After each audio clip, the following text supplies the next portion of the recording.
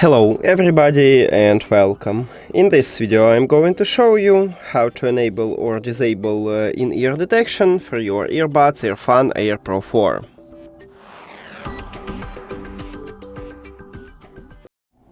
You'll have to start by open EARFUN audio application. Of course you need to add your headphones to the app and then you will see them at the device list. Now tap at your earbuds.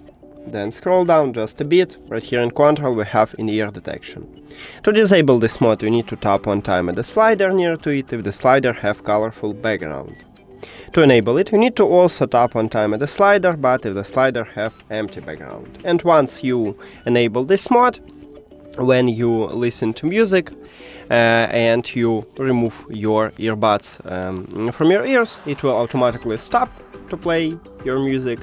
And when you put it back, it will resume to play your audio. So, if you don't need it, you need to disable this mode. That's it!